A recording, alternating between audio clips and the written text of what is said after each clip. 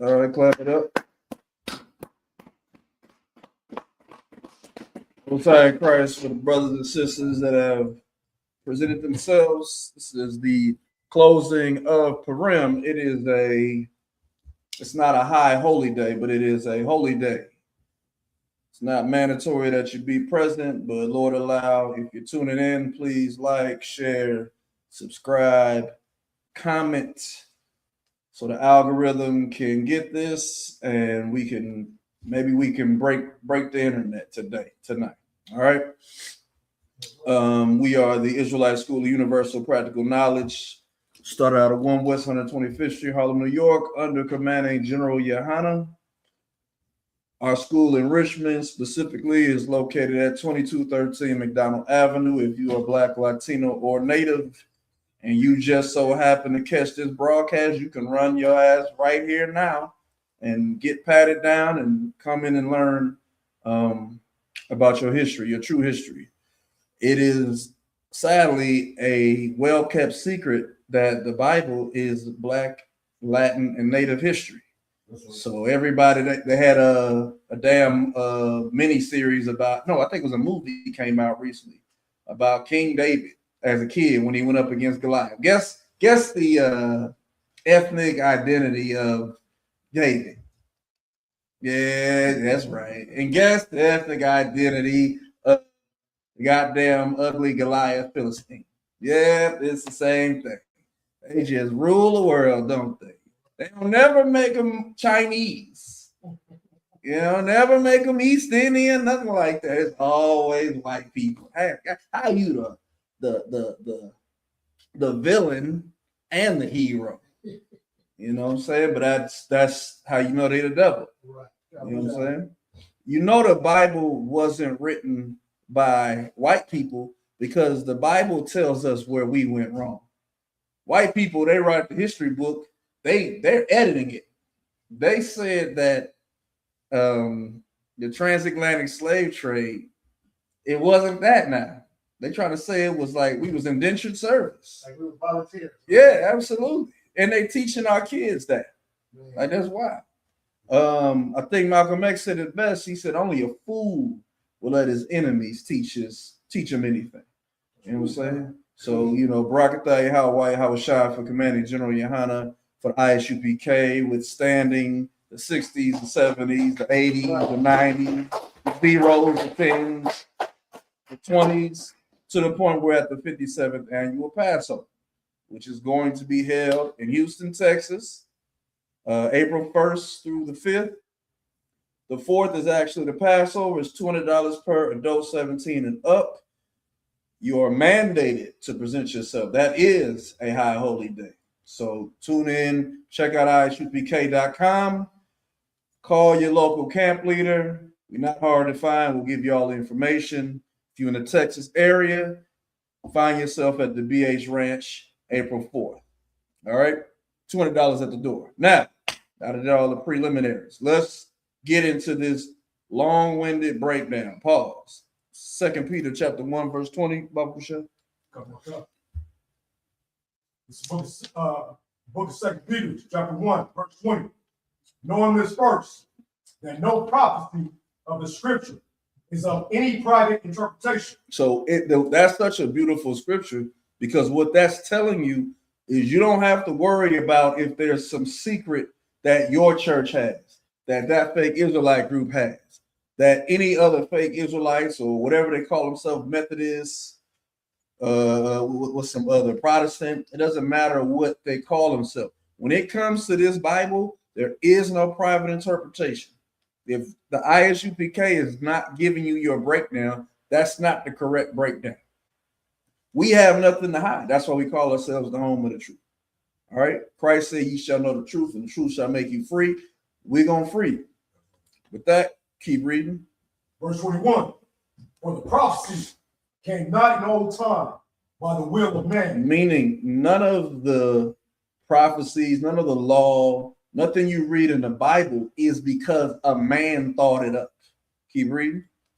But holy men of God spake as they were moved by the Holy Spirit. Damn right. These men were moved by the Lord to write what they wrote.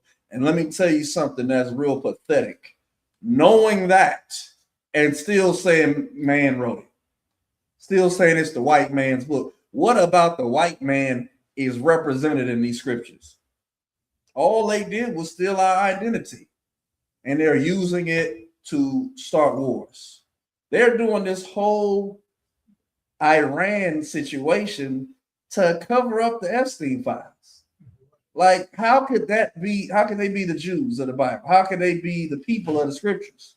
No matter what they call themselves, they can't be, because they're hiding the fact that rich white men like to touch little children, like to eat little children. Somebody still got to explain to me what pizza and grape soda is, because I was drinking a grape soda today and I felt bad in my spirit. The soda was good, but I was like, damn, I need to know what I'm drinking right now. You know what I'm saying?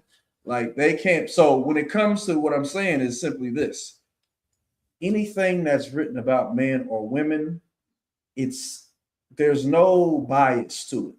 This is what the Lord wanted written down. This is not what some guy wanted. This is not what some woman wanted. If the Bible condemns the man for his actions, that ain't because a man wrote it. That's what the Lord wanted written. If the Bible condemns a woman for her actions, that's not because some man trying to be above a woman. It's because that's what the Lord wanted written down. All right. So from there, let's start our reading. Editions of Esther and the Apocrypha. Chapter 1 and verse 1. Like I said, we're going to do a lot of reading. So where we last left off yesterday, right? It was Haman had put it out for the king to kill the Jews. And Mordecai came to his niece Esther and said, hey, you got to go up in here and speak to the king. Otherwise, we all going to get wiped out. Esther was like, it's not my time to go. If I go, I'm going to die. Mordecai's like, don't think you safe because you're in the king's house. You might have been put in that position for this very reason. Either you do it or the glory going to come from somebody else. I suggest you do what I'm saying. So Esther went and said, look, you do the fasting, I'm going to do the fasting, and I'm going to go in unto the king on the third day. And if I perish, I perish. Mordecai heard that and he said, all right, bet. Let's do it. All right. So go ahead. Edition of Esther, chapter 1 and verse 1.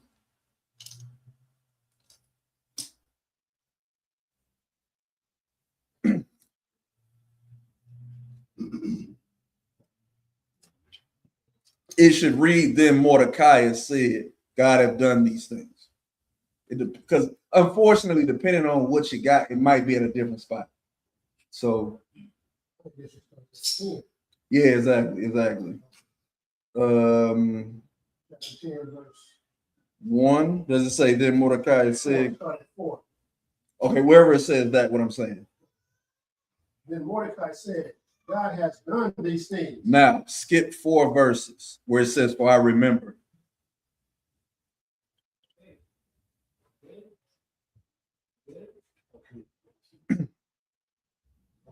Okay. Verse 5, for I remember a dream which I saw concerning these matters, and nothing thereof has failed. So Mordecai is having a dream of all that had happened, and now he's realizing, oh snap, that's what all of that meant. Keep going. 6, a little fountain became a river, and there was a light and the sun and much water. This river is Esther, okay, whom the king married and made queen. Right. And the 2 dragons are in Amen. Or I and Amen, which is, Amen. Yeah, because this is translated from the Greek. It doesn't say Haman. You understand? So Amen is Haman. Go ahead. And the nations were those that were assembled to destroy the name of the Jews. And my nation is this Israel, which cried to Yahweh Mhm. and were saved. For the Lord has saved his people, and the Lord has delivered us from all these evils. Right. And God has wrought signs and great wonders, which have not been done among the Gentiles. Okay, keep going. Therefore has he made two lots, one for the people of Yahweh and another for all the Gentiles. Keep going. And these two lots came at the hour and time, a day of judgment before Yahweh among all nations. So Yahweh remembered his people and justified his inheritance. Therefore, those days shall be unto them in the month of Adar, 14th and 15th day of the same month, which assemble a joy. With an assembly. With an assembly Uh-huh. and joy. Mm-hmm. And the gladness before Yahweh. And with gladness. According to the generations forever among his people. So that's what we're doing right now. We are remembering what the Lord did for Israel when he saved us. Like the funny thing about most of our holy days, to have to do with us being saved and someone getting slaughtered. That's a real God. Not this phony baloney Christmas where it's just about, being good for a whole year and either getting a lump of coal or a present under the tree. That's not realistic. You understand? Real power, something worth celebrating is when you live and your enemies that have been abusing you are unalive. You understand? When we passed over the Red Sea and we saw all of them Egyptians get thrown in the water, get flooded, we started praising the Lord for killing them goddamn Africans. Because they put us through 400 years of goddamn captivity. Like, that's terrible. And we're going to be overjoyed when the Lord overthrows the white man, because he putting us through 600 plus years of slavery. Right. You look at what he did to the Native Americans. It's terrible. You understand? So he's having his dream and he's recapping. And if you know anything about the outside, right, when you look up in the sky and you see the moon is full, that's when you know you're at the 15th day of the month. So, General Kabbalah does his thing when it comes to calculating and making sure we're on point with these high holy days. All right. A month is technically supposed to only be 28 days. You understand? But the white man changing times. You get 30, you get 31, you get 29, you get 28. Understand? But he's turned things upside down. All right. From there, let's go to, in the regular portion of the Bible, not the Apocrypha, Esther chapter 3 and verse 1. When you see a Ahasuerus, that's Artaxerxes as well. All right, like the same person. So Esther chapter 3 and verse 1. Now, again, today we're really just getting through a lot of reading. All right. So forgive me if it's more reading than breaking down. But I will also mean that the class will go a little short. It's the book of Esther, chapter 3, verse 1. After these things, did King Ahasuerus promote Haman, the son of Hammedatha,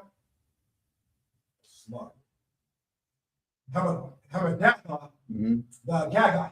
Yeah, Gagai is the Jewish people. Go ahead. Advanced him and set his seat above all the princes that were with him.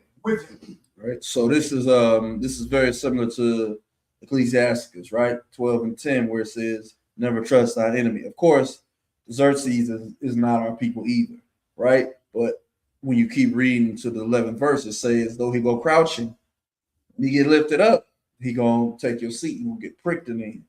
And that's what Haman is doing. He's setting himself, like the white man always do, he's setting himself up to be if not one, number two. Because if he number two, he gonna make himself number one. We're going to war with Iran because of Israel. We're not fighting them because it had to do anything with American interests. The white man who calls himself Jewish or Israeli got in the ear of the white man that calls himself American and said, hey, do this to the enemies. Even though we were in treaties with them, the treaty was going good. The problem is Iran knows the white man is the devil. They knew that they wasn't really going to fulfill this treaty, and they didn't fulfill this treaty. And now look at where we're at. Gas. I was driving to the yard earlier, and it was $4.19 for gas, and that was at 6 o'clock. I went to get some gas at 6:45, and it jumped 20 cents. Like, it's like life is about to change, and it ain't going to be the change it was with Ukraine, where they asked you, would you be willing to pay a little bit more gas if it meant the Ukrainian people were safe? This, no questions, no answers. It just happened. You thought inflation was bad. We have to bind closer now because it's going to get a little bit more difficult. All right, keep going. Verse 2. And all the king's servants that were in the king's gate bowed and reverenced Haman. Now, that was the decree that Haman wanted, because remember, we're going to read it again also, but remember, the king put his ring on Haman's hand, so he got power in the city. Go ahead.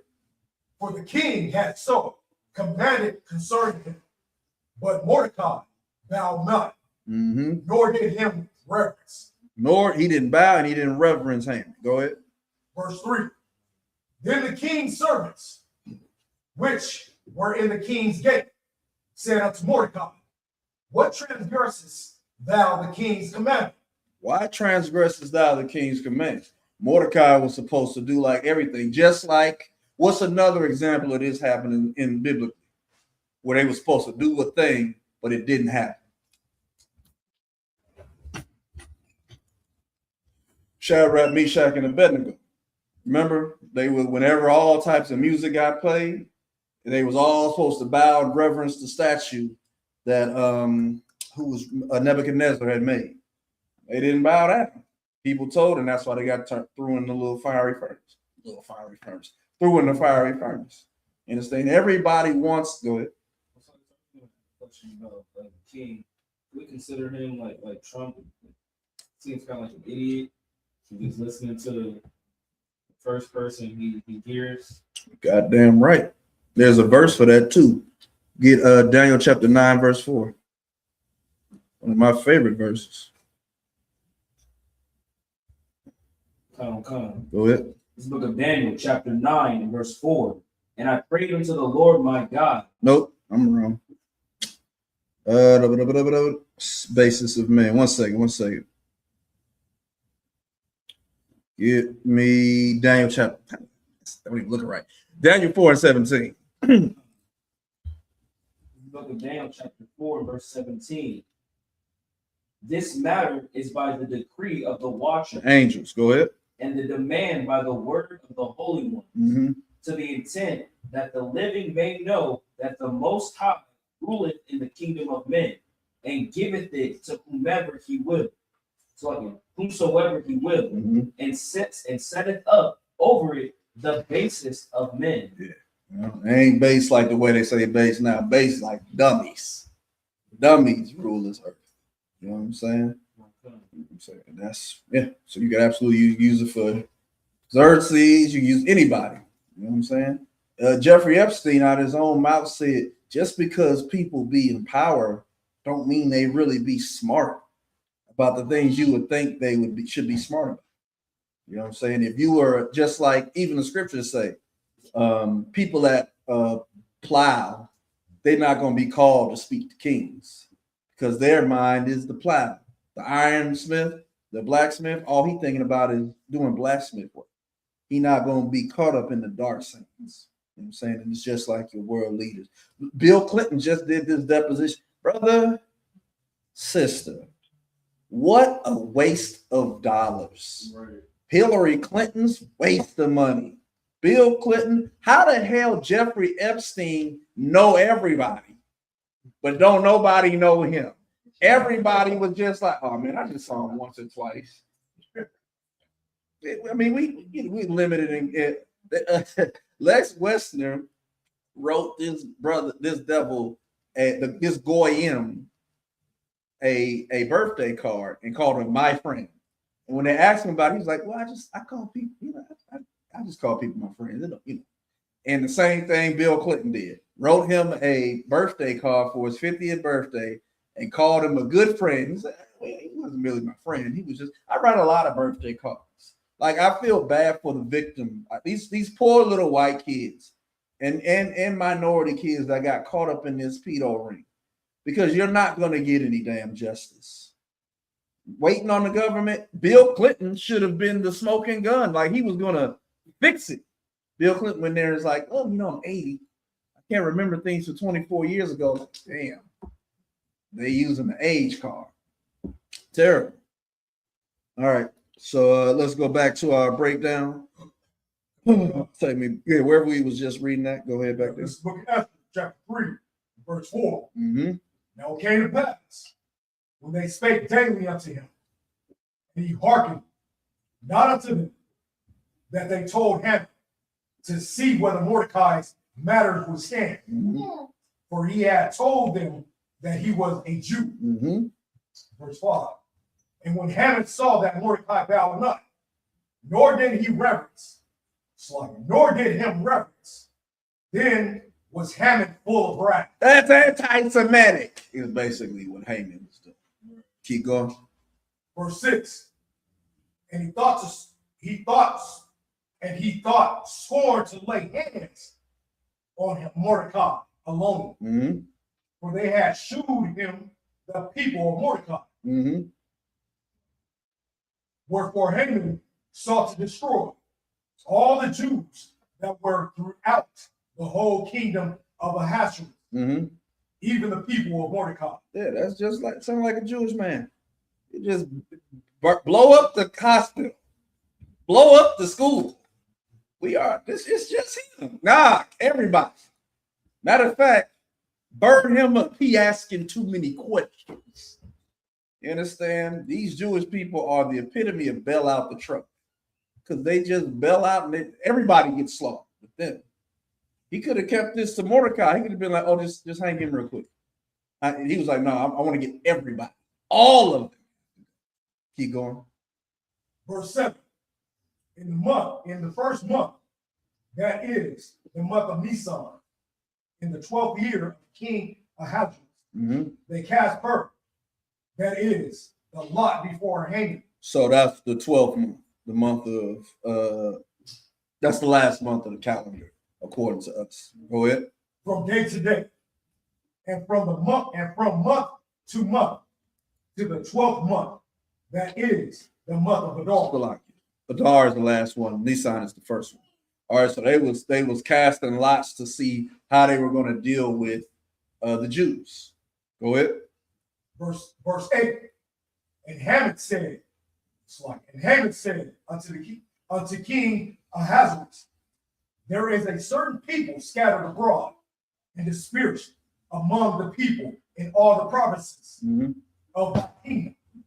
Their laws are diverse from all people. Our laws are diverse from all people. That's how you know we're supposed to be keeping these laws, because our laws make us different. You understand? All you keep is the white man's laws. You assimilate it.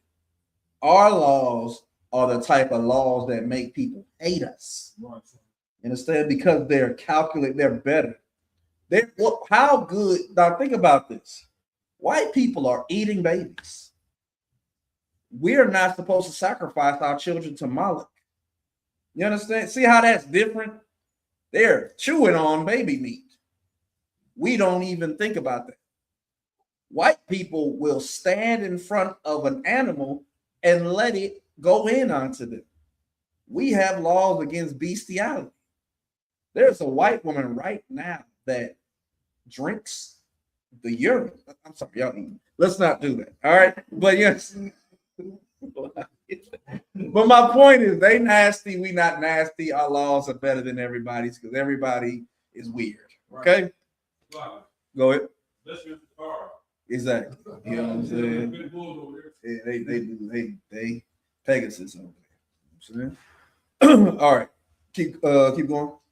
Neither keep they the king's laws. You understand? Therefore, And that's a lie. That was the great lie, because we keep the laws of the land as well as keeping our own laws. Because our laws are like, okay, pork is the other white meat, right? The white that's standard to the white man. That don't mean we gotta eat it. We ain't breaking the law by eating it. We are breaking the law by eating it, but we're not messing with their law. The speed limit say 65, we do 65. It ain't no law that says speed. Of course we speed. I ain't, you understand? But we abide by the laws. So you can't, keeping the Lord's laws don't prevent you from keeping the white man's laws. All right. They laws come from our laws anyway. Keep going. therefore, it is not for the king's profit to suffer them. Verse 9. If it please the king, let it be written that they may be destroyed, and will pay 10,000 talents of silver to the hands of those that have the charge of the business to bring it into the king's treasury. Yeah, that's ice for you right there. Hey, we give you $50,000 signing bonus. Just come in here and deport these things. You understand? But keep going. Verse 10. And the king took his ring from his hand and gave it up to Haman, the son of Hammedatha, the Jews' enemy. You understand? That white man is our enemy. He's been our enemy forever. And he was cunning. If you are a king, right, and your top counselor comes to you and said, "Oh, no, it's his people. They got a law unlike everybody else keeping the law. These people, they law different than ours. They don't even keep your law. Like, you know what we should do with them? Kill them. Put some money together and we'll kill them all. They don't keep my laws. Yeah, here, take my ring with my signet on it. And stamp everything, stamp the letters to make sure that they get taken out. All right? Just cunning. Nothing special. From there, let's go back to Edition of Esther, chapter 4. We're going to read the whole chapter. I'm trying to get through it quick. So all of y'all that are tuned in right now, please make sure you like, share, subscribe, comment. I will read your comment. If you don't comment, I ain't. You got questions? We got answers. Oh, I forgot. It's gonna be different for you, because so we was at 1 for me. So I'll tell you what it starts out with.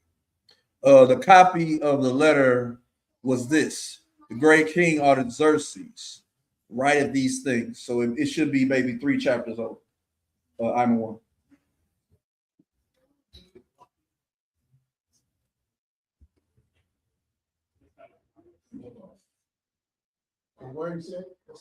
It should start with the copy of the letter was this: the great King Artaxerxes writeth these things.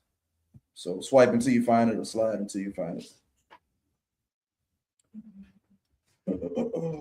Otherwise, let me post. Let me post what I got in the chat. All right, that'll make it easier.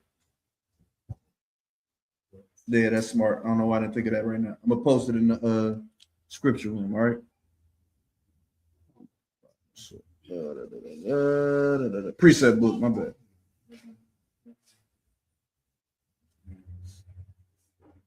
All right, it should be popping up for y'all in a second. And just go to Salakia. It's anybody online that may have a discrepancy in the verses.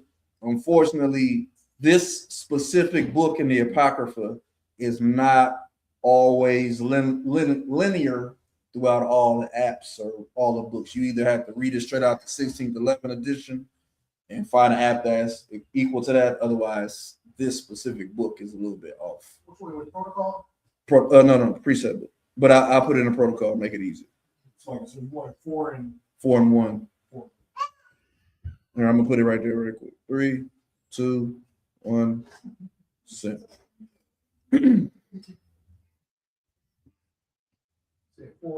As edition of Esther, chapter 4, verse 1.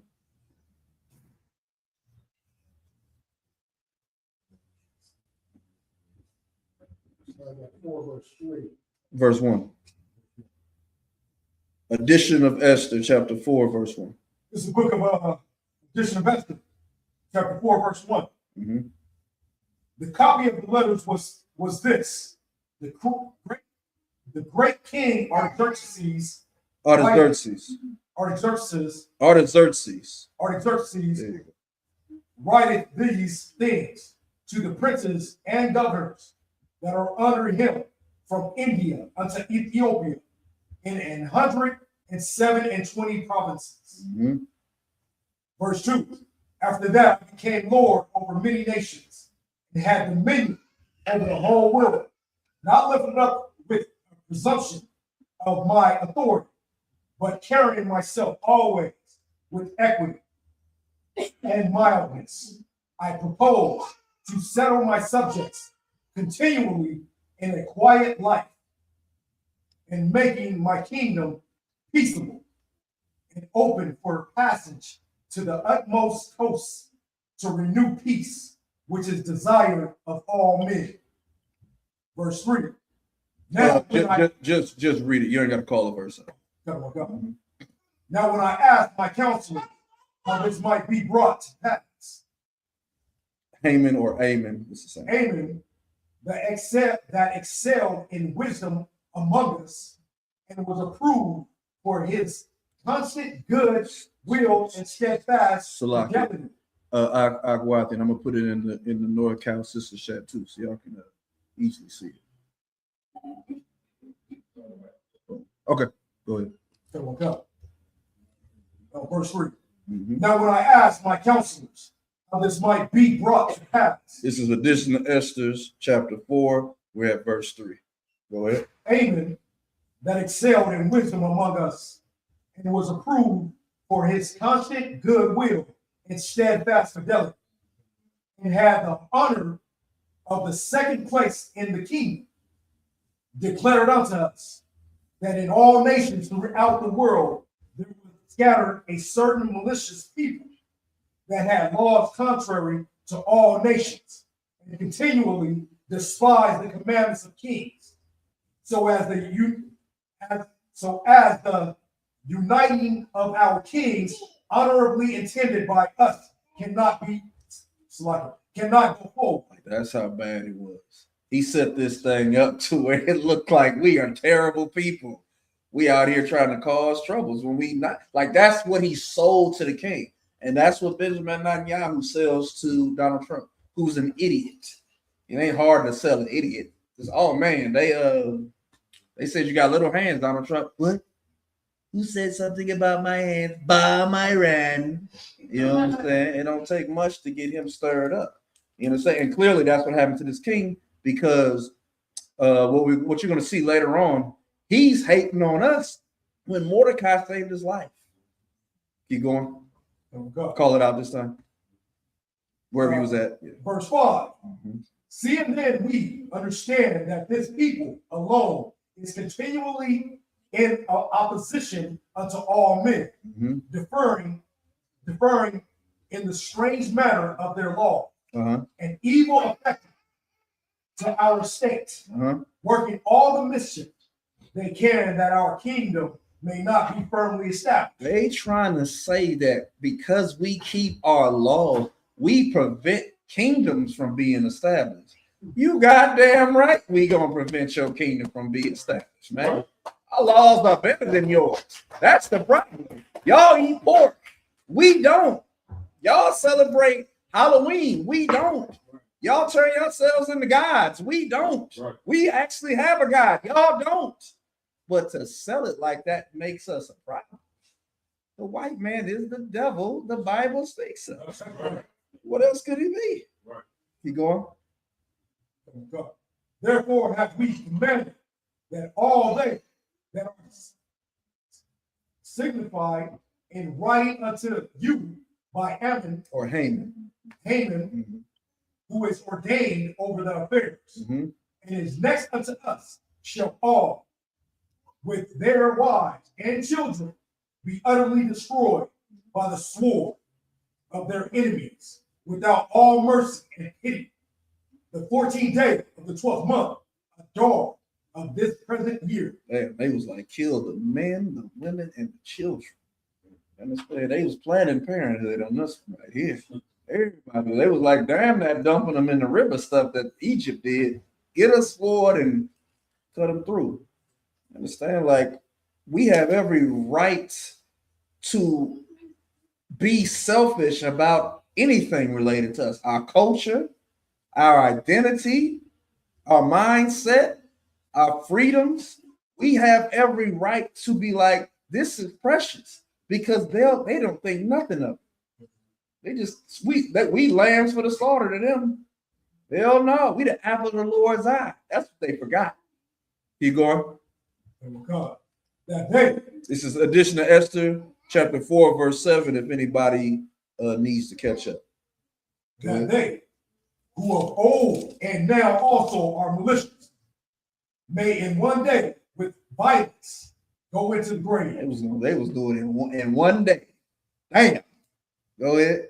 And so ever hereafter cause our affairs to be well settled and without trouble. Then Mordecai thought upon all the works of the Lord and made his prayer unto him. So that decree went out. Now remember, he ruling over, he's considered the ruler of the whole world at this point. He's ruling over all of Persia, all Ethiopia. He's the man. Xerxes. You know, so that's even when you want to take that movie 300. That's how it was. It was all these nations bowed the knee to him. So for him to say, look, everybody killed these people and we're gonna do it in one day, that means they have a lot of people. You understand? It was way more them than us.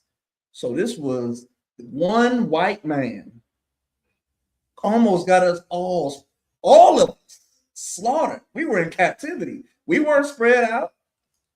Everybody was in one place. You understand? One white man can F it all up for everybody. All right, keep going. Say, Lord, Lord, the King Almighty, for the whole world is in thy power. And if thou hast appointed to save Israel, there is no man that can gainsay thee. That's right.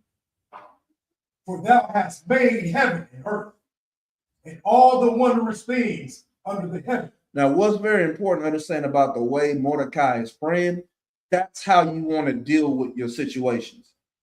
Now, again, I know we read a lot, but think about what was decreed against us.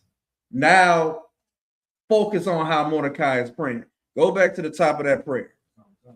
Verse 8, right? No. Take it to the top. Verse 1. No. Addition to Esther chapter 4 and verse 8. Yeah. Then Mordecai thought upon all the works of the Lord and made his prayer unto him, saying, O Lord, Lord, the King Almighty, for the whole world is in thy power. And if thou hast appointed to save Israel, there is no man that can gainsay thee. For thou hast made heaven and earth, and all the wondrous things under the heaven. Thou art Lord of all things. And there is no man that can resist thee, which art the Lord.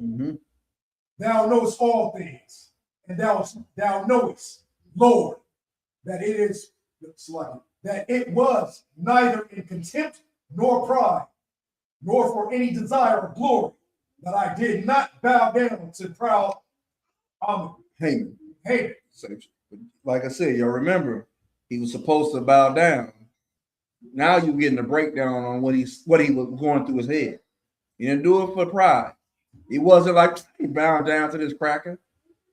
Keep going. For I could have been content with good will for the salvation of Israel, to kiss the soles of his feet. But I did this, that I might not prefer the glory of man above the glory of God. Neither will I worship any but thee, O God. Neither will I do it in pride. That's You're a part. I'm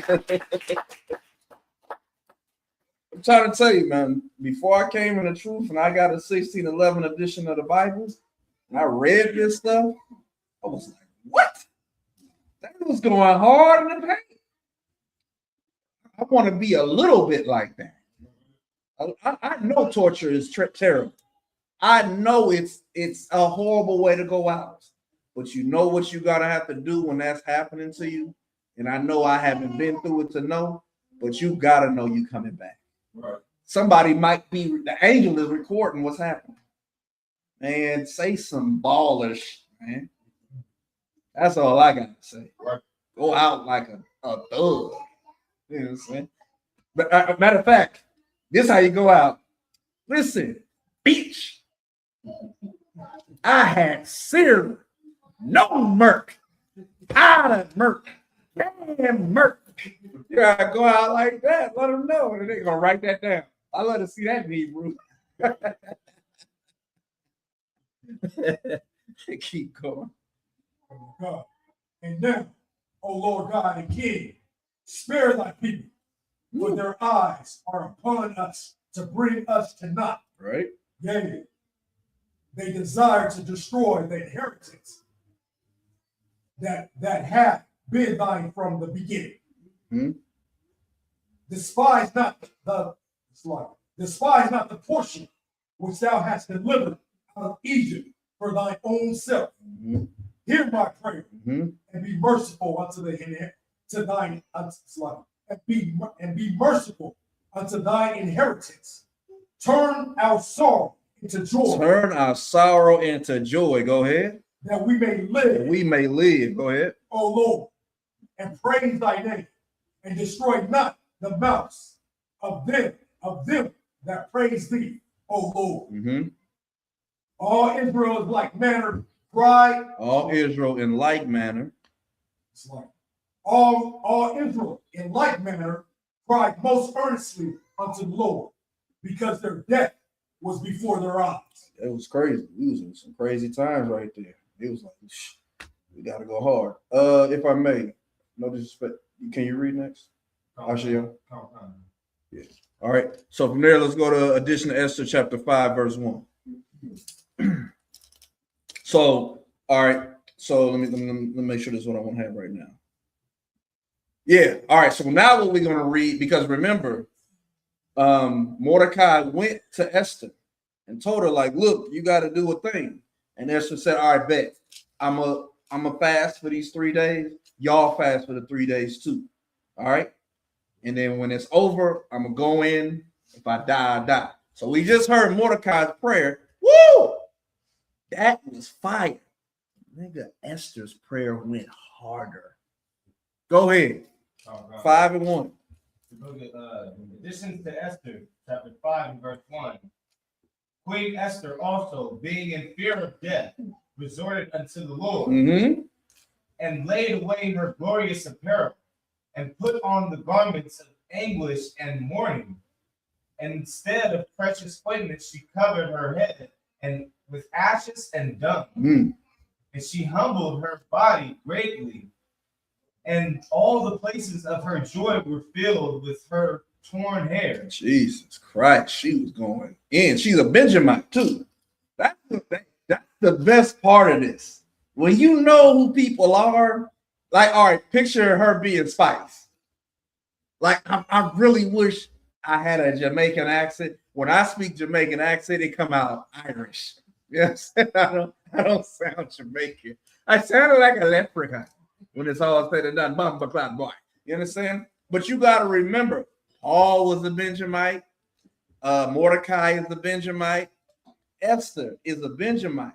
So when they speaking, it's gonna be like, you know what I'm saying? That Benjamite tone. You got 4 pussy clot blood clot egg. Like, it's like that. And that to me is what make it so much better than it being a white one. Oh my Lord, oh God, please have mercy on this. Nah, these are black people talking here. This got flavor, man. The Lord was so beautiful to not for us to go through the hell, but coming out of the hell, what we created, the country accent, the slang, the ebonics. Oh man, I love the Latin drawl. Like, go ahead. No, you go. Is there a certain reason for how, or are we supposed to try to learn the significance of humbling yourself to the point of like rinsing your clothing, covering yourself in ashes to that degree? Because I struggle with seeing, like, I understand the significance of it, but I struggle with actually like relating to saying I can't actually see myself doing something. Right. I would say, speaking as a man, we don't have what we used to have.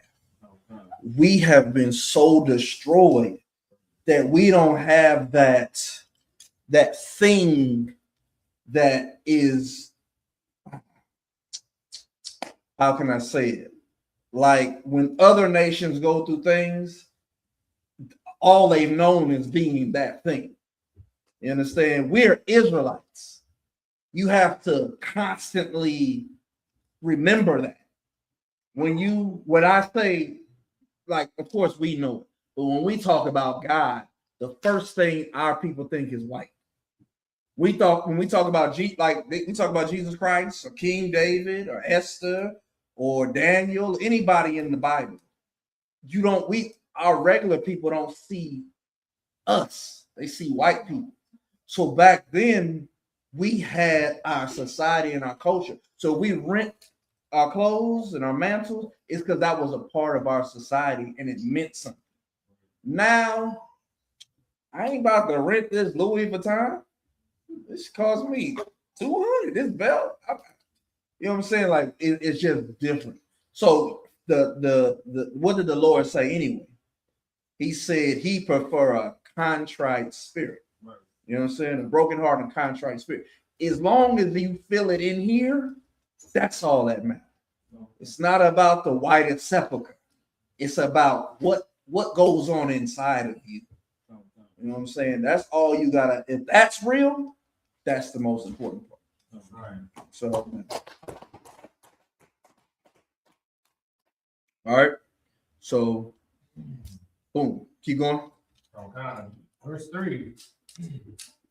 And she prayed unto the Lord. Ooh, it's about to get juicy. Go ahead.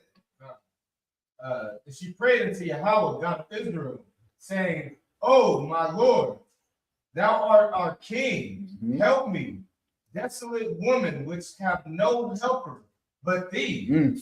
For my danger is in my hand." Meaning she understands that what she's about to do, she can die for it on the spot.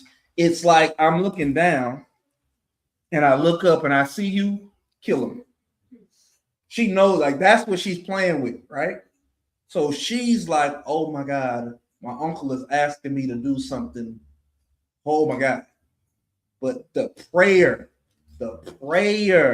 is the power.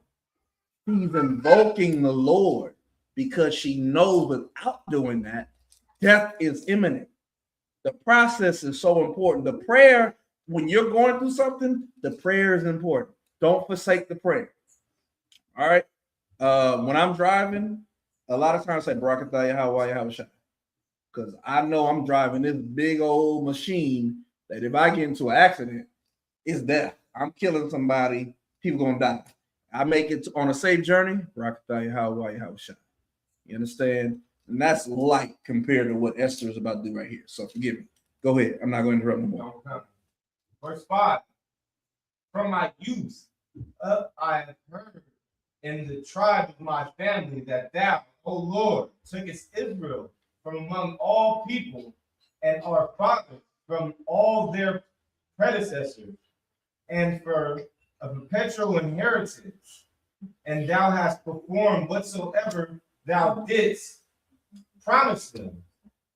And now we have sinned before thee.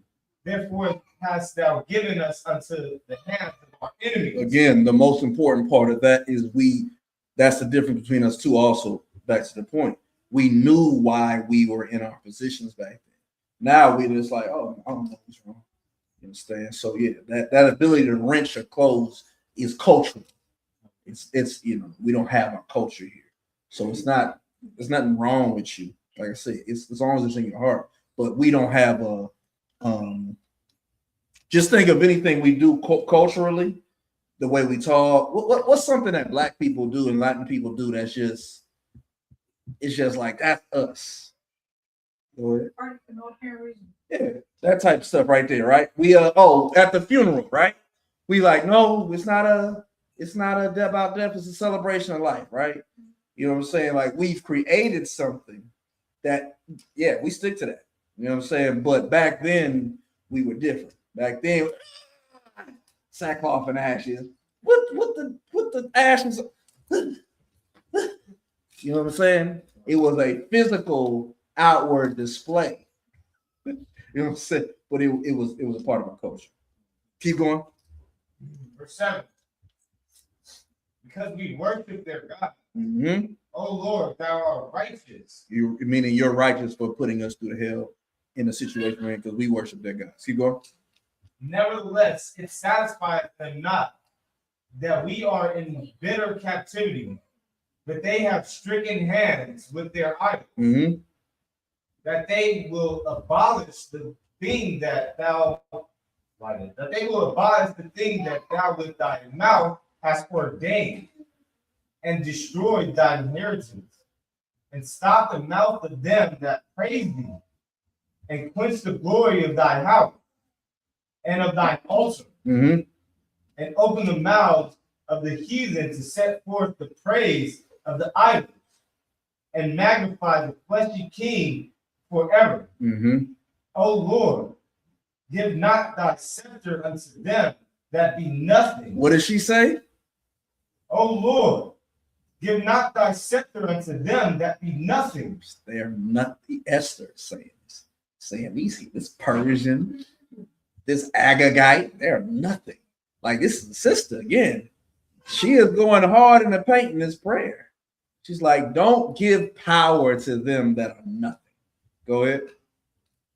And let them not laugh at our fall, but turn their device upon themselves, and make him an example that hath begun this against us.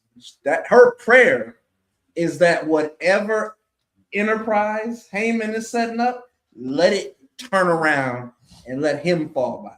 He set a trap, let him fall in his trap. And if you know the story, you know what happens in the end. Keep going. Remember, O Lord, that make thyself known in Slug it. our One more time. Remember, O Lord, make thyself known in time of our affliction, and give me boldness. And what? And give me boldness. And what? And give me boldness. This sister is praying for strength. Make me bold right now. In our hour of affliction, don't let me be pusillanimous, whatever that word is, right? Let me be bold. Go ahead.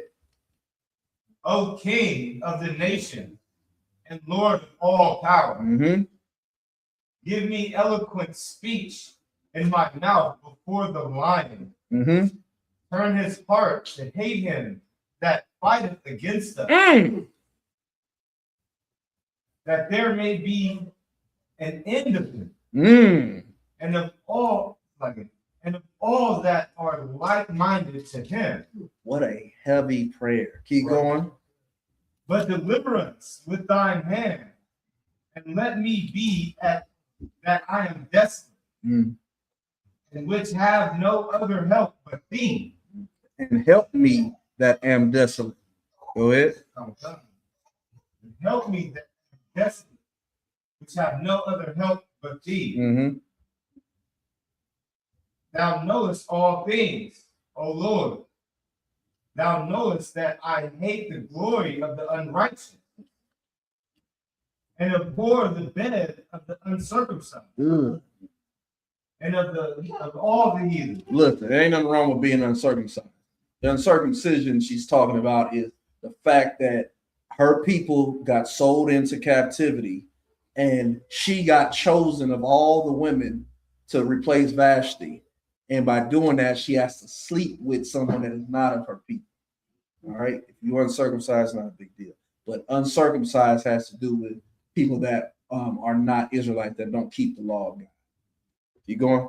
Okay. Verse 16. Thou knowest my necessity, for I abhor the sign of my high estate, which is upon my head in the days wherein I show myself. Meaning she wears the crown on her head. You understand? She got a high value man, but she hates that. Go ahead. And that I abhor it as a Menstruous rag. She treats that crown that she wears like period blood on a tampon. It means nothing.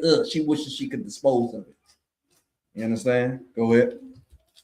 And that I wear it not when I am private by myself. This is in her prayer. And now we rock the shield as much as we can. We rock the meat tree, headbands, covers, fringes, garments. We do it. If we can wear it to work, we would do it all day. 1 second, I'm gonna get to you. Whereas her, she wore it only when she had to. Is the camera off? Oh God! Like her servant, her handmaid had to pick it up from her. Is it over? Okay, I put it away. She hated being queen. Go ahead. It's a lot, Jay. I mean, that reminds me of how Melania is. Oh my God! Perfect example. What she do? She wore a hat that was out there like this. He come in for a kiss. She's like, yeah, get past the rim, niggas. You know what I'm saying? Go ahead.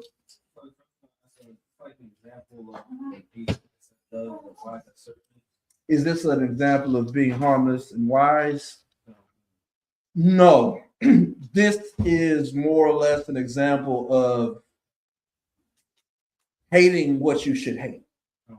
You know, she was in position of authority, but it wasn't because she wanted it. The reason I asked is like throughout history, like I see what you're saying. again, we've had the reputation of being devious, conniving, like lying to faces, because like what's really in our heart, we really believe. We're not gonna tell our oppressor that the truth is like I hate the white people. Yeah. I'm the best black friend. Right. She was absolutely. It's because remember she hadn't revealed herself to the people, so nobody knows she's a Jew. She's just a dark-skinned woman as far as I'm concerned at this point, and she won in American Idol, but she only. Okay, let me reframe what I said before. She wasn't like cut and just tossed it. She wore. It was time to go in the room. She got dressed. She put her crown on. She walked through. She did whatever. She's the king. Boom, boom, boom, boom, boom, boom. As soon as the doors closed behind her, and nobody was looking. Enough with that. Oh my God! The morning I got to put this thing back on. She didn't honor that thing. She just had to wear it because she was queen. She kind of despised the role. Oh, absolutely. She hated it, but she had to do it. And again, because of what Mordecai is going to ultimately tell her, or ultimately told her, like, you're in this position for a specific reason. She was following Mordecai's orders. That's why she didn't even reveal that she was a Jew. If she would have revealed she was a Jew, trust me, the minute Haman had did what he did, she probably would have got killed. It was wisdom on Mordecai's part to tell her, do this, but don't reveal. But in doing that, she had to suffer. My sister is soldiers. Oh yeah. Oh yeah. You got this high position of authority. Yeah. And they feel ready to throw it away. Yeah. You know what I'm saying? For the nation. Yeah. For honor. They soldiers now. They just have to do what she did. She wasn't a soldier because she was a soldier. She was a soldier because she listened to her uncle. When your woman get a job, like, all right, this is what you should do with your woman, right? Hey, what you want to do for a living, right? Especially, you know, I'm not as smart as I want. I'm smarter now than I was a long time ago. But if you was born in the truth, like Arya, Captain Arya, right? You meet a woman, you're like, hey, what you want to do for a living? She's like, I want to be a nurse. What else you want to be? A lawyer? A doctor? Okay. If you're gonna be a nurse, go here. Take it this far. Don't just be a RN, be an LVN, be whatever the hell. A woman should listen to her husband, and he's gonna help guide her down a path. You understand? In that guidance, she was able to take on such a role, even though she hated it, right? It's a terrible comparison. I'm not a really good teacher. But my point is I'm trying to make is Esther was amazing because she was raised to be amazing. When you get with a woman that's coming out of the world, you have to raise her to be amazing. Let's say your woman want to be a content creator, right? And just be on Twitch playing video games. Make sure she buy a good laptop, a good computer, get a good screen, get a good camera. Dive her into it. You know what I'm saying? You know what I'm saying? Just figure out what's the best thing you can do to take the money from the white man. That's the whole point. The whole point is to take the money from the white man. You understand? So that's how it's supposed to be. And really, again, that's what my point is. Women are the same today. They just have to listen to their nigga. You know what I'm saying? Or they uncle, they father. In this case, again, Commander Johanna, listen to him. Or in your cases, you have a wife. Use your wisdom, see her, think about what she's into, and push her down that road. If she want to be a lawyer, make sure she's in good position to do that thing. My wife, she had a accessory business. I backed the fuck up out of her. She got the candle business. I backed the fuck up out of her. She writing books. I backed the fuck up out of her, and I give her my absolute honest opinion of everything she's doing. You know what I'm saying? You know, don't gaslight her. If she ain't good at something, say, I don't think you should do that. But if she's good at something, promote it. Whoosh, whoosh, whoosh. Bring that money. Get that money. That's the point. You know what I'm saying? Right. All right. Anything else? I probably didn't answer that good enough.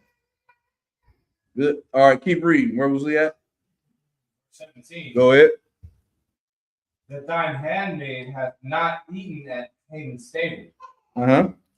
and that I have not greatly esteemed the king's feast, nor drunk the wine of the drink offering. Again, you go to work, you get the money. You're not part of the team, sis.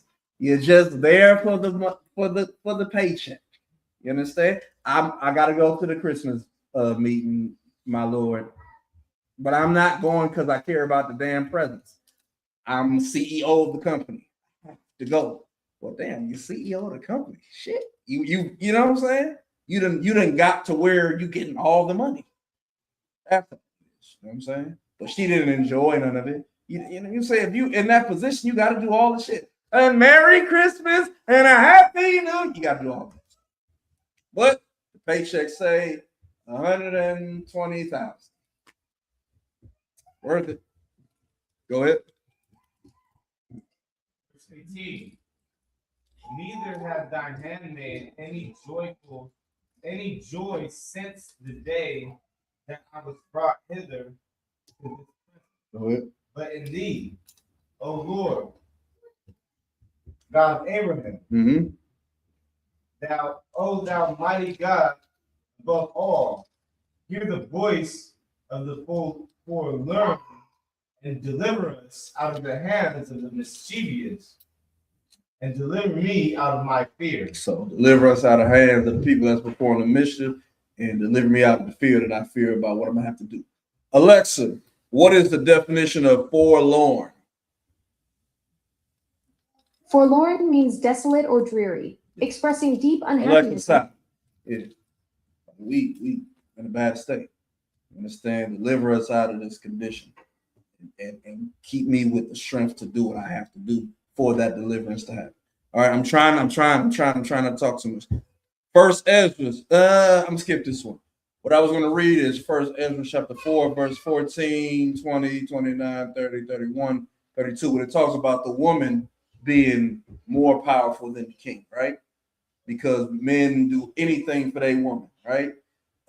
Specifically, a man can be sitting there on his throne, the woman can slap the crown off his head. Nigga go, ah, you crazy, and pick up the crown and won't think nothing of it because men love women. We rob for women, we kill for women, we steal for women. We change our lives when we leave our mother and our father for our woman. You understand? For our wives. All right. So that point being made to go to the next chapter of Addition to Esther. Matter of fact, a chapter over. Oh, y'all get the shit right there. My bad. Addition to Esther, chapter 6, verse 1. My bad. This is the Esther, chapter 6 and verse 1. Mm-hmm. And late upon the third day, when she had ended her prayer. Salah, Hebrew. Salah, you read. This is the chapter 6 and verse 1. And upon the third day, when she had ended her prayers, she laid away her mourning garments and put on her glorious apparel. So now she's getting dressed. Now she's getting tight. Go ahead. Verse 2. And being gloriously adorned, after she had called upon God, who is the beholder and savior of all things, she took 2 maids with her. Verse 3. And upon the one she leaned, as carrying herself daintily. Don't call out the scripture, all right? Unless I stop it like this. Otherwise, just keep reading. All right. So she took 2 maids with her, and upon the one she leaned, as carrying herself daintily. Remember, she's going in. Women have so much power. Is the point of this? She's doing this on purpose because she knows she's going into the lion's den. You understand? And she's covered in fresh meat. So she's being wise. This is how she's getting through her fear. She's going in there. She got her train, her beautiful dress. Oh God, looking wonderful. And she got one maid. She's on her like. She's making herself. Oh, you know what I'm saying? Like she's creating an appearance because remember she's presenting herself to the lion, who is her husband. Go ahead. Verse 4. And the other followed, bearing up her train. Go ahead. And she was ruddy through the perfection of her beauty. Remember, they like to say ruddy means red. Ruddy just means beautiful. She was looking good. They doubling down on how beautiful she was. Keep going. And her countenance was cheerful and very amiable, but her heart was in anguish for fear. Then, having passed through all the doors, she stood before the king, who sat upon his royal throne, and was clothed with all his robes of majesty, all glittering with gold and precious stones. And he was very dreadful. That's how Christ's gonna look when he comes back. He go that you know how you read in Revelation where he got the green garment and the golden girdle, and he got the white hair and the white beard, and his eyes is red, skin is just black. You know the beautiful thing about black skin, the dark brown pigmentation. When you bounce that off with like a rich color. Jesus Christ. God damn. You know, especially his sister rocking some stuff. She brown skin and what they be wearing? Some like a derivative of orange. Like, damn. She looking like a damn. You know what I'm saying? So this Persian king, he decked out in gold, his garment, he's sitting on the throne. You understand? He looked scary as hell to her, but he dripped. Keep going. Verse 7. Then, lifting up his countenance that shone with majesty, he looked very fiercely upon her. And the queen fell down. Listen, also another thing, when I say sister, I'm not just talking about black women. Latinas and Native women are all the pigment is a sliding scale for all of us. You understand? Yeah, he looked up and saw her, and he was like, "What the fuck is she doing here?" Scared her to death. But again, remember, she's also playing. She's playing into it.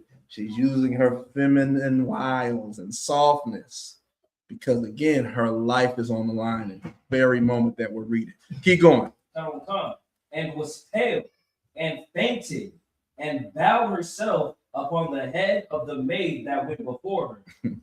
Then God changed the spirit of the king into mildness. Forgive me. I'm so sorry. I'm sorry. What did God do to Pharaoh?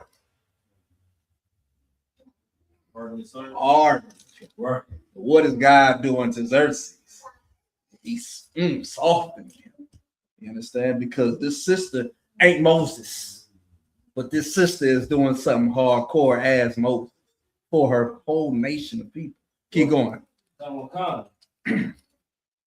Who in a fear leaped from his throne and took her in his arms till she came to herself again and comforted her with loving words and said unto her, Esther, what is the matter? I am thy brother. Be of good cheer. He was making himself familiar with her, like we want him to say. Go ahead. Verse 10. Thou shalt not die, though our commandment be general, come near. Though our commandment is you die. If you come here and you're not called, come here. You good. Go ahead. Verse 11. And so he held up his golden scepter and laid it upon her neck and embraced her and said, Speak unto me. Then said she unto him, I saw thee, my Lord. What'd she say? I saw thee, my Lord. She called him out of it. She just playing it. She's playing it up. But again, sister, play it up. You'll get a better version of him. You just say it. Just call him out of line. He'll go like, yes, my Lord. Oh shit. What? Okay. What you want? You know what I'm saying? Go ahead. As an angel of God. Damn. And my heart was troubled for fear of thy majesty. For wonderful art thou, Lord, and thy countenance is full of grace. Go ahead. And as she was speaking, she fell down for faintness. Then the king was troubled, and all his servants comforted her. Oh my God, what's that? Baby. Go to Esther chapter 5, verse 3. I'm trying. I know I got a lot. Now we read regular Bible. Esther chapter 5, verse 3. Go ahead. Oh God, this is Esther chapter 5, verse 3. Then said the king unto her, What wilt thou, Queen Esther, and what is thy request? It shall be even given thee to the half of the kingdom. That's how well she buttered him up. Go ahead. Verse 4. And Esther answered, If it seem good unto the king, let the king and Haman come this day unto the banquet that I have prepared for him. And the king said, Cause Haman to make haste, and he may do as Esther had said. So the king and Haman came to the banquet that Esther had prepared. Go ahead. And the king said unto Esther at the banquet of wine, What is thy petition? Go ahead. And it shall be granted thee. And what is thy request? Even to have the kingdom, it shall be performed.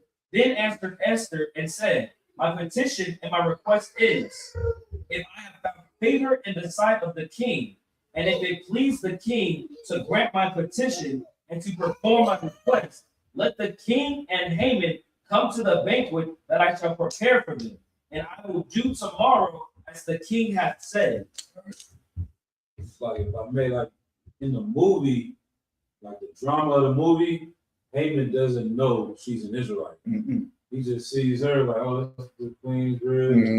You know, we're about to have a good dinner tomorrow.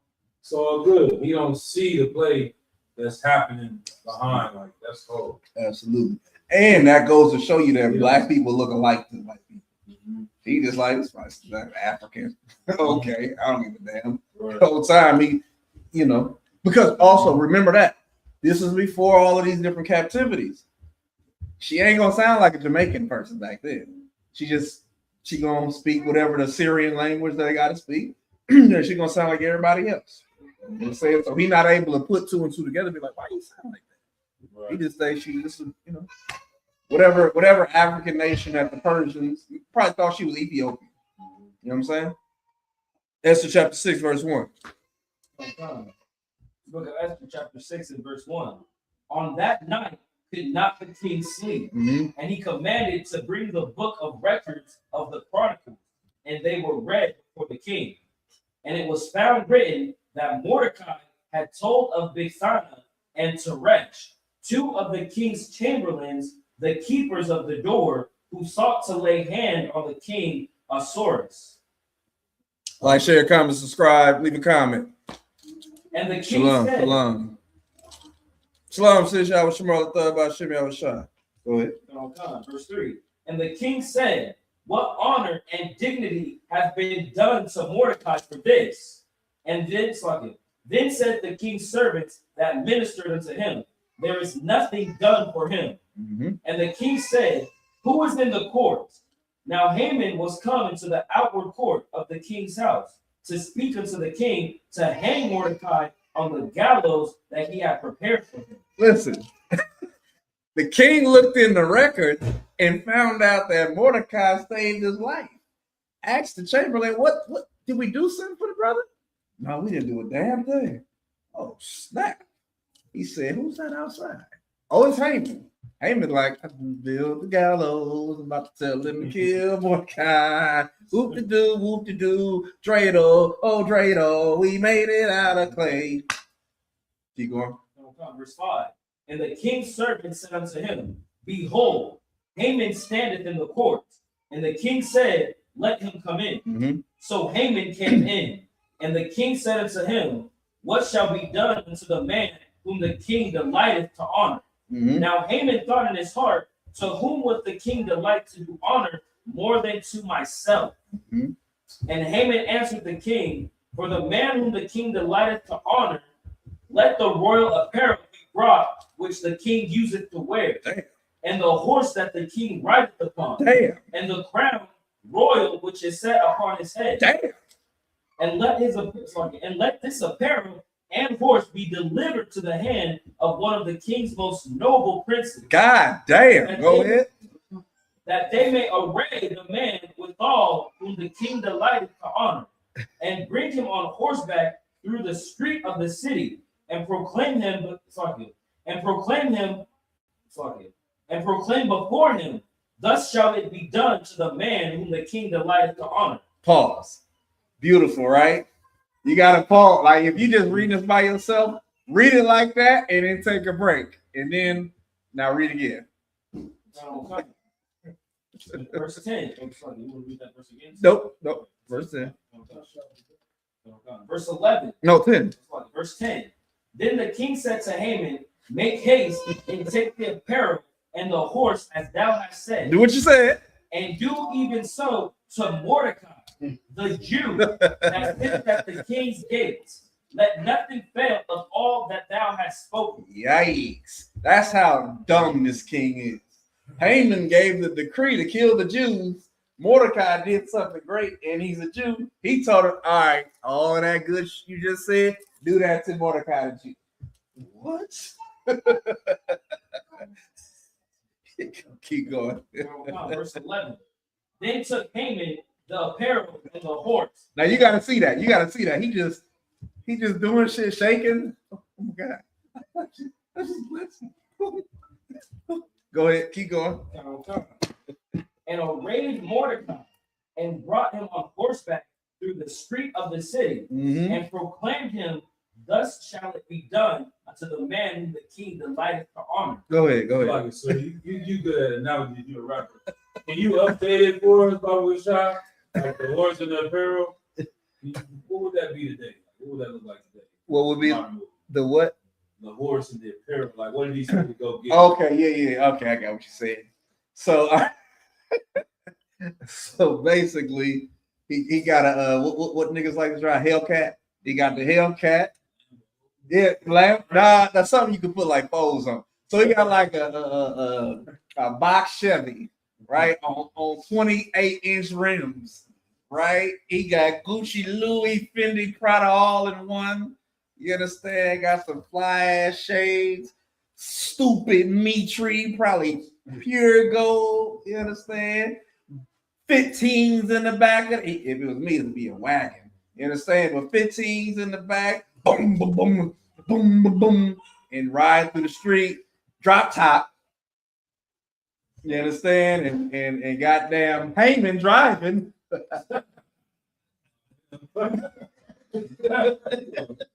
Mordecai like, hey, shalom, Lord of Christ. I got us. Like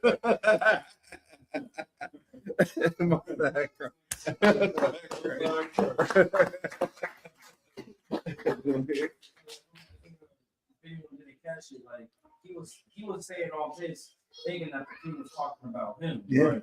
Like full fledged, and gave the best. He said, man, you should take what you got on, take that crown off your head, take your horse, your donkey, give him your donkey, give him your clothes, give him your crown. You understand? And then ride him out on the street. That's what it was, man. it's like, so do you believe that the king was aware of the pride that Haman had and thinking that he was speaking of himself? No. He was, because remember, he had the dream that stirred him into sleep. And when he checked the records, he realized, oh shit, I ain't did nothing for the guy that saved my life. What should I do? Who's out in the front? Oh, Haman. Oh, that's my trusted advisor.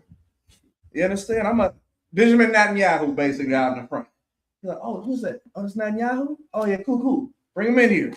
Hey, look, what should I do for someone who's done a great good for me? And Netanyahu gonna be like, oh, he's definitely talking about me and Israel. Yes, you should give them $12 billion a year. What else? Give them fighter planes and land, and you should always be at their beck and call. Oh, do that for Commander General Yohana. Right. What? That's exactly, you know what I'm saying? It's pretty much like that. Because he's an idiot, ultimately. He's got great power, but he's so dumb, he's blessing Mordecai the Jew, whom he gave the same Haman a decree to kill all their people. All right, let's get back to it. Verse 12. And Mordecai came again to the king's gates, but Haman hastened to his house, mourning and having his head covered. Oh shit, I done messed up. Keep going. And Haman told Zeresh, his wife, and all his friends everything that had befallen him. Then said his wise men and Zeresh his wife unto him, if Mordecai be of the seed of the Jews, before whom thou hast begun to fall, thou shalt not prevail against him, but shalt surely fall before him. And while they were yet talking with him, came the king's chamberlains, and hastened to bring Haman into a banquet that Esther had prepared. All right, 7 and 1. Let's keep going. We're gonna keep running down through it. Esther, chapter 7, verse 1. So the king and Haman came to banquet with Esther the queen. And the king said again unto Esther on the second day at the banquet of wine, what is thy petition, Queen Esther? And it shall be granted thee. And what is thy request? And it shall be performed, even to the half of the kingdom. That nigga, he still got the same declaration of what she can have. She can have half the kingdom if that's what she asks for. Like that's what I'm trying to say. A woman in her toxic femininity, I don't mind the word toxic. A woman be toxically feminine. Be so feminine, these faggots can't match it. Be as womanly as humanly possible. You understand? I'm gonna be as toxically masculine as possible, right? What's the scripture that would quantify this, right? Wives, love your husbands, even as Christ, and you know, in Ephesians, all right? Men, lay down your life for that one. All right, simple as that. All right, as long as a man loves his woman with all his mind and soul and spirit, like he should love the Lord, sis, do the same thing. Love that man with all your heart, your mind, and spirit. Okay, keep going. Verse 3. Then Esther the queen answered and said, if I have found favor in thy sight, O king, and if it please the king, let my life be given me. Let my life be given me at my petition. and my people at my request. Mm-hmm. For we are sold, and I and my people to be destroyed, to be slain, and to perish. But if we had been sold for bondmen and bondwomen, I had held my tongue, although the enemy could not countervail the king's damage. Then the king Ahasuerus answered and said unto Esther the queen, who is he and where is he? He asking, who is this enemy that would give you damage? Who are your people? Not that you mention it. Who the hell are you? Go ahead. Who is he and where is he that durst presume in his heart to do so? And Esther said, the adversary and enemy is this wicked man, is this wicked Haman. Then Haman was afraid before the king and the queen.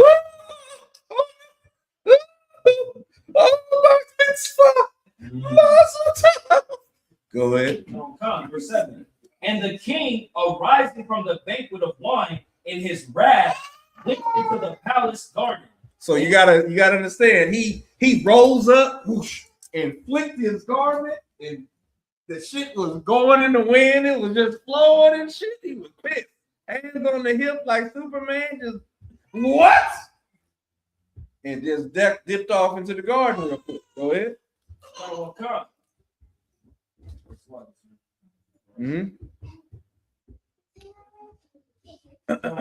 And Haman stood up to make requests for his life to Esther the queen, for he saw that there was evil determined against him by the king. Oh, please, queen. Please. He was on her, right? Oh my God, please. Oh, I didn't mean it. Oh, no, don't listen to me. It and picture it as the husband seeing this from behind. You understand? Oh, please, I'm doing it. Oh. She falls on the bed. Keep going. Then the king returned to the palace garden into the place of the banquet of wine, and Haman was fallen upon the bed whereon Esther was. Then said the king, will he force the queen also before me in the house? He thought that he was going to try to rape Esther, right? Because she had fallen back. So he's pleading for his life. He ain't thinking about nothing else but not getting murked right now. You understand? He wasn't trying to get tired of murked right now. He was over here like, please, I'll do anything. Could you consider the heathen to be righteous? Or could the king be considered righteous for having the virgin? Yes. That's which one was that? Cyrus. Perfect example. It's like if I made the way I look at Xerxes, I just look at it like a real emotionalist heathen too. Like it's almost like if they would have said your mother did something. They're just like the robot in the Terminator, where it's like, oh, we killing all the Jews today. All right, let's do that. I'm with it. Okay, we killing Haman today. All right, cool. All right, Mordecai, you good. If my wife came here, I didn't like to kill that bitch. You know what I mean? He just a weird Arab heathen that just kill or save. You know what I mean? Like they just were bred to be like royalty. Humans are just things and pieces, and I gotta maintain my honor. And that I go to sleep and like she was scared of him because he would have killed her. Because he would have raised her up just as much as like that's why the Lord had to put the spirit on him to even. You know what I mean? It's like dead ass. Absolutely. That's why with Vashti, he was getting drunk. He was like, bring Vashti in. Let me show you how fine he was polite. Let me show you how fine Vashti is real quick. Call Vashti over here. Oh my Lord, she doesn't want to come. What? She don't what? She don't want to come? Beach. You know what I'm saying? And then what happened? Right. And then his counsel was like, oh, we can't let this pass. If she do this, the other broke niggas is gonna suffer too. Like, what should we do? Man, replace her. Okay. Right. He has replaced his wife. put her through America's Next Top Model and found this woman right here. You know what I'm saying? It wasn't nothing special to him because he's a dummy. Go ahead. Then said the king, will he force the queen also before me in the house? As the word went out of the king's mouth, they covered Haman's face. Put a bag on his head. Go ahead. Verse 9. And Harbona, one of the chamberlains, said before the king, behold also the gallows 50 cubits high, which Haman had made for Mordecai, and had spoken good for the king. Say that part again. Come on.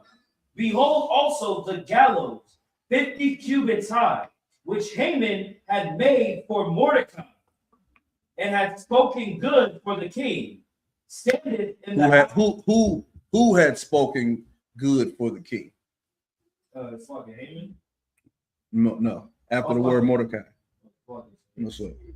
Who has spoken good for the king, standeth in the house of Haman. Then the king said, hang him there wrong. What did he say? Hang him there wrong. Hang him. Go ahead. So they hanged Haman on the gallows that he had prepared for Mordecai. Then was the king's wrath pacified. That's a guy. He earned that though. He built that, came in there like, I'm about to tell him to kill Mordecai. And again, remember, Esther prayed, like, let whatever he's doing, let it happen to him. Right. You understand? If I may, just looking it up, 50 cubits, 75 feet high. Yeah. And it says some interpretation. Yes. You can see him Yes. from all over the Yes. That's the point. You know what I'm saying? That's why they was able to say real quick, hey. If I may, I don't know how I haven't gone into the Hebrew or looked into it past this, but it says it's often translated gallows. It's often described as an impelling stake or pole, commonly used in ancient Persia for capital punishment. It would be that. It might have stuck on. Yeah, it would be that. It's going to be yeah, exactly. It's not yet perfect because it's better. All right, for everyone's sake, he got noosed, right? But every society has their own way of hanging you from a tree. Right. You know what I'm saying? In America, it's a noose. In Rome, it was the crucifix. So man, they was nasty back. That's what Dracula used to do. Yeah. Queen Isabella in them, or Bloody Mary, as the general brought up. It was that your Levi Strauss pants back in the days, if I'm not mistaken, they used to show the horse pulling on four corners. Like that. Right. They would. Everybody not eating? Okay, good. They would rip these things out and then pull your intestines out. Like, yikes. They got real medieval on it. It's pre-medieval. The devil, they still got the same logo. They just put the pants in place of the Exactly. That's how wide it is. Think about when you read in Maccabees. It tells you that the sisters that didn't want to comply with what the Greeks had, and when it came to their babies, or their babies was dead, and they hung around their neck by the umbilical cord. Like back in the days was crazy. Even Phineas, when he drove that, like they was in there hunching, and he came back. That's all it took. Go ahead, sorry. Oh, if I may, also almost see how the heathens, like the Edomites, come for our camp, and they're like, here back then, like the stuff heathens been doing since the beginning of time to like kill people, demoralize people. It was normal stuff that would just be unheard of today, at least in public. You know what I mean? Before you talk about so I was going to make the point that like how righteous Israelites are in their capital punishment. where it's like there's no weirdness in it. With them, like they put them on a stick. We all know how they put them on it. Like the way they just like tearing people apart with horses. Like with us, it's like you would javelin through the heart, quick. Some of ours are terrible though. The one where you bury them up to the neck and then throw stones at them. God damn.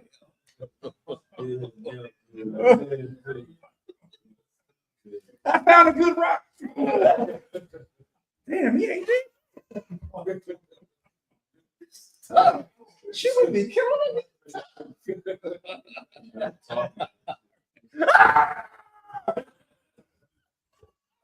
He's getting out here. We cold too. The deviant aspect. Death is death. No, just to piggyback on what Stark said, like, you know, they think that these all these scores from the Epstein files is something new. Yeah, It ain't nothing new. nothing new on the They so my ribs say this all the time. If white people can't kill us, they'll kill themselves. If they can't enslave us, they'll enslave themselves. Right. And that's what these Epstein files then show us. On the topic, you see how we did Joab. You see how Joab did Absalom. He was riding on his horse, his hair got stuck in a tree, and he swinging. Joab was like, strike that nigga. Everybody got a piece. I can throw him in the goddamn hole and cover it in stone. Good stuff. All right. Last bit of reading, and we out of here. Esther chapter 8, verse 1. Let me have Nayak read. Esther chapter 8, verse 1. Chapter 8, verse 1. For that day, give the king Ahasuerus, give the house of Haman, the Jews, enemy, unto Esther the queen. Mm-hmm. Mordecai came before the king, for Esther had told what he was unto her. Mm-hmm. So And she the king- finally, and Mordecai came before the king. Esther had told what he was unto her, so he let the king know this is my niece. Go ahead. And the king took off his ring, This is my uncle. My bad. Go ahead. which he had taken from Haman, Damn. and gave it unto Mordecai. Damn. And Esther set Mordecai over the house of Haman. Look. You got to see it. Remember, they done killed this dude. Stuck him, impaled him, noosed him, whatever. The king went over. We're going to do the noose. The king went over to the body swinging and said, oh, my bad. Here you go. Go ahead. Esther spake yet again before the king, and fell down at his feet, and besought him with tears to put away the mischief of Haman the Agagite, Mm-hmm. and his device that he had devised against the Jews. Uh-huh. Then the king held the golden scepter toward Esther. So Esther arose and stood before the king and said, if it please the king, and if I have found faith in his sight, and the thing seem right before the king, and I be pleasing in his eyes, let it be written to reverse the letters this slide.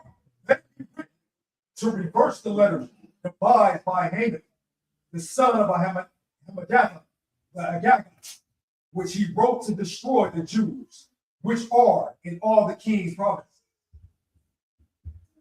For how can I endure to see the evil that shall come unto my people? Mm-hmm. Or how can I endure to see the destruction of my kindred? Then the king Ahasuerus said unto Esther, the king, and to Mordecai, the Jew, behold, I have given Esther the house of Haman, and him they have hanged upon the gallows, because he laid his hand upon the Jews. Mhm. Write ye also for the Jews, as I liketh you, in the king's name. So he said, write also for the Jews as it liketh you in the king's name, meaning write whatever you want to write to reverse the thing that you're trying to reverse. Make it work for y'all. Go ahead. And seal it with the king's ring. Mm-hmm. For the writing which is written in the king's name and sealed with the king's ring may no man reverse. Mm-hmm. Go to 10. And he wrote in the king, Ahasuerus' name and sealed it with the king's ring and sent letters by post on horseback and riders on mules, camels, and young Dromedaries. So if you read in the edition of Esther, it shows you the letter that Mordecai had written. Keep going.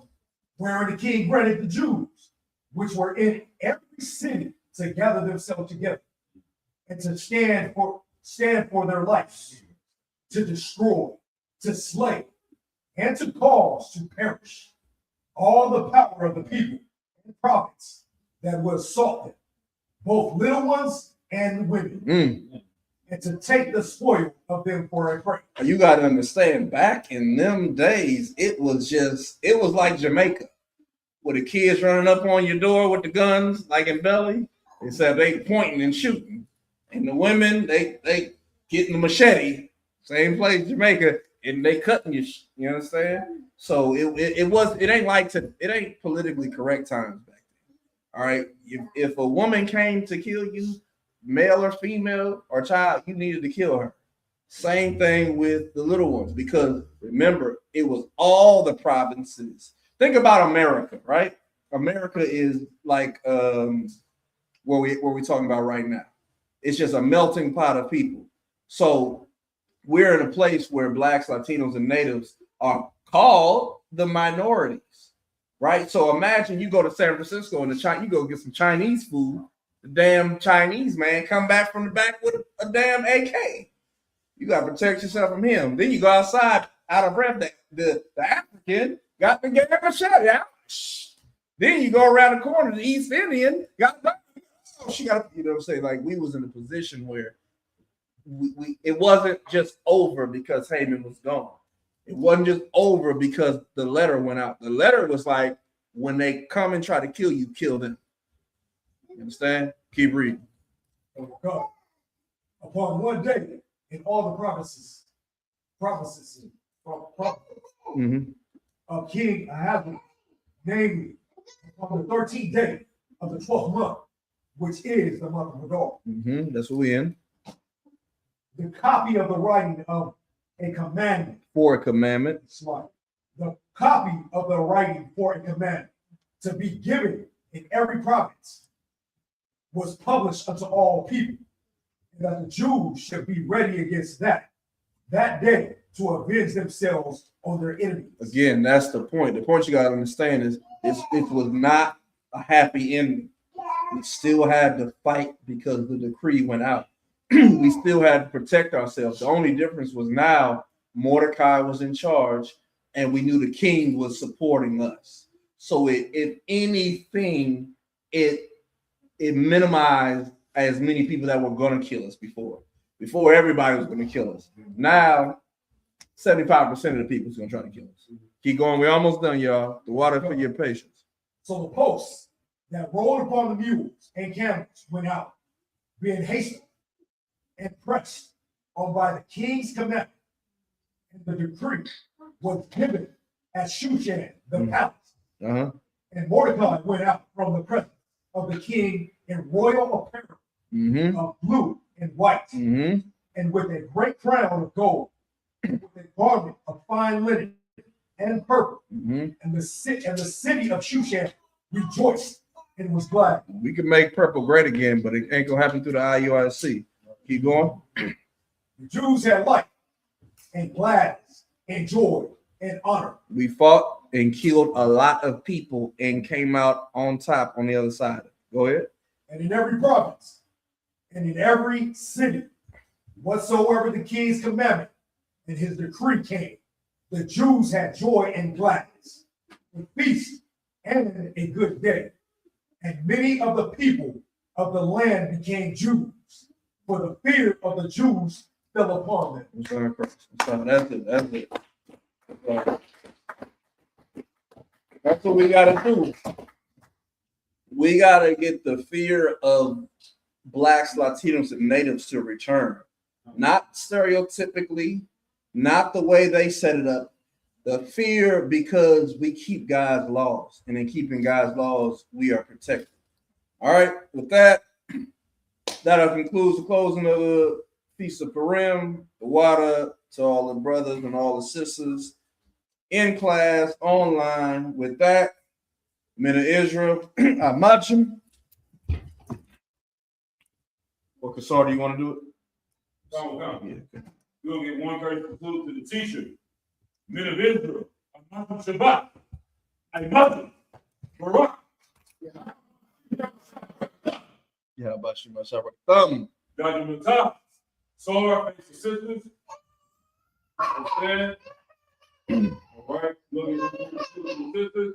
Men of Israel, Amachim Shabbat, Amachim, Barak. Dr. Matah, dismissed. The water for tuning in.